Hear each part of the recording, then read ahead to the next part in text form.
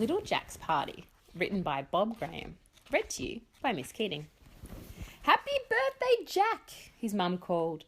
Jack was embarrassed by his mum, especially wheeling that old pram with Madam Brown, the guinea pig, inside and her little brother Dougie perched on top. Jack's mum was not like the other mums. "Hi, Jack," she called.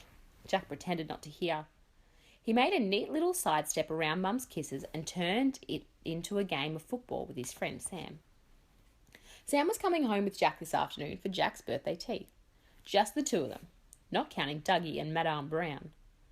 "Mum, why did you have to bring that old pram? Why not the low racy one with the 3 wheels?" Jack asked.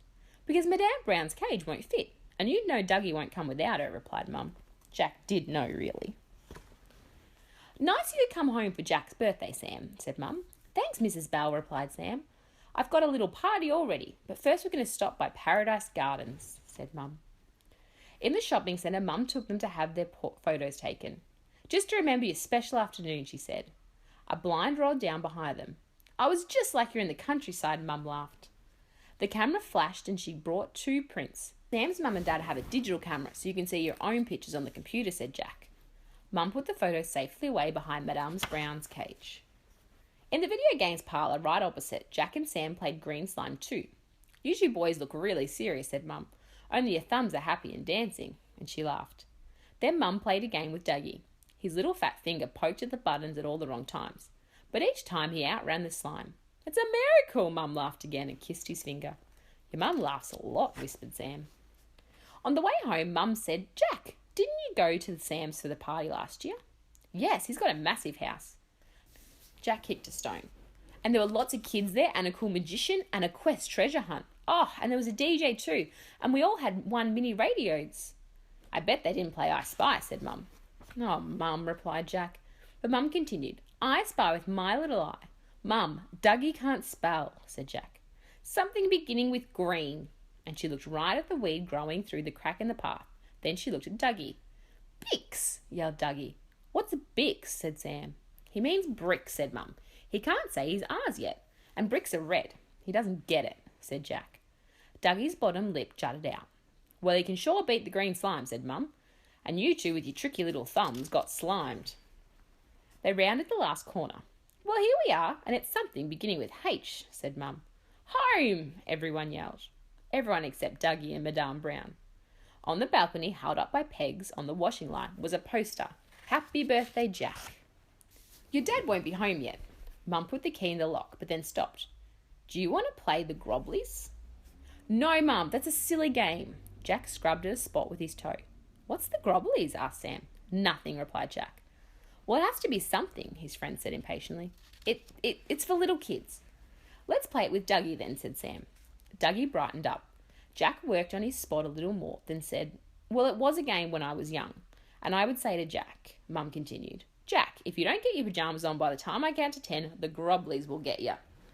"And sometimes Mum only got to 3 and I'd get excited. I mean, really excited," said Jack. "And?" Sam asked. "And I would dive into bed as fast as I could," Jack answered. A jet passed high overhead, so high it made no sound. Mum broke the silence. "Sometime the grub-blies got him," said Mum. "Mum would pin my arms to my sides and tickle me, or worse still, leave a big lipstick mouth mark on my face or something," said Jack. Mum hunched her shoulders. Her voice went throaty. "The grub-blies will get ya," she whispered, a little menacing. Jack looked at Sam. Sam looked at Jack. No one looked at Dougie. Dougie ran. Mum held her arms out and she curled her fingers. Clomp, clomp, clomp.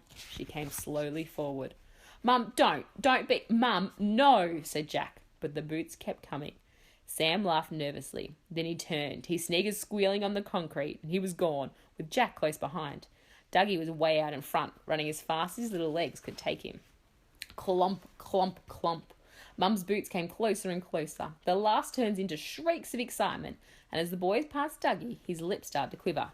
"Don't worry, love, you can be a grub-blie," said Mum, scooping him under one arm with like a very large handbag. Round and round they went. The noise bounced off the high brick walls. "Don't get grubbled," yelled Sam. "Not this time," shouted Jack. Mum was close behind, but rapidly slowing into a lopsided, rolling walk with the weight of the small grub-blie swinging off her. Dougie hung waving his arms and watched the ground come to a stop underneath. A window flew open. It was the cross lady from upstairs. "If I've told you children once about making a noise in this courtyard, I've told you a..." And then she stopped. She saw Jack's mum puffed and red and laughing. She saw a small child slipping slowly to the ground. "I'm sorry, we were," said Mum. The cross lady's mouth went very thin. Then the window slammed down. "Having fun?" said Mum.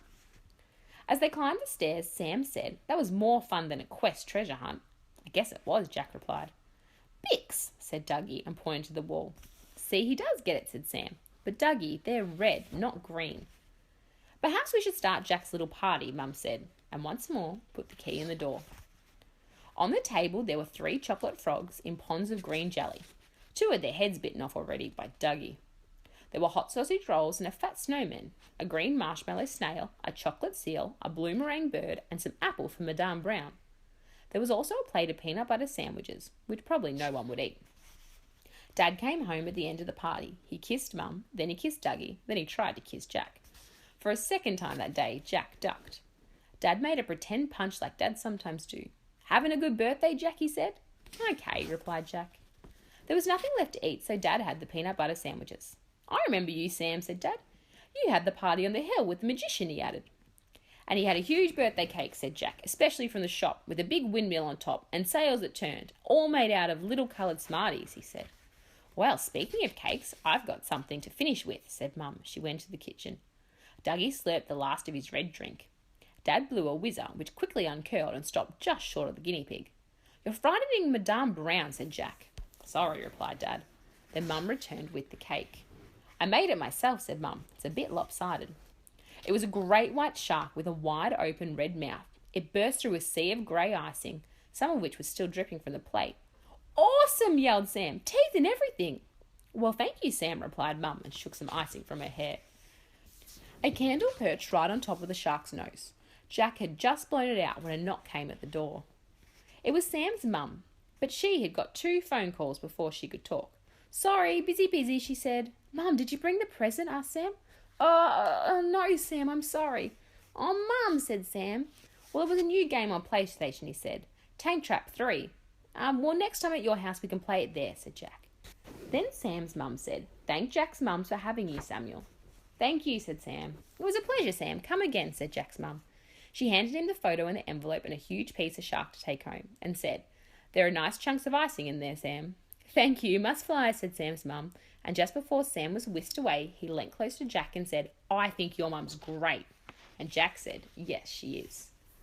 Then they were gone into the traffic. "Jack, you didn't tell Sam we don't have a PlayStation," said Mum. "No," said Jack. "It would have been too sad for him if I couldn't use his present."